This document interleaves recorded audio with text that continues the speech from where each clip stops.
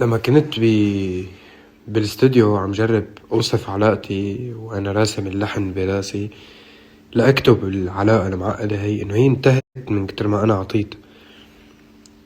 ف هيك ما بعرف شو خطر عبالي صورة الوردة يلي منسقيها، فمن كتر ما نحنا منسقيها بتقوم بتموت، إذا بتسقي الوردة كتير بيموت.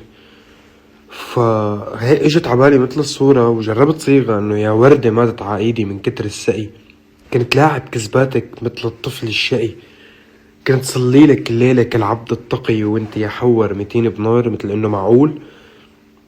قمة بالتهكم السؤال انه انت يا حور 200 بنار، انه انا اللي كنت انه شايفك وردة وعم جرب انصفك بكثر العطاء، مش جرب موتك. فليه عم تلوميني؟ انا ما كان بدي اقتلك.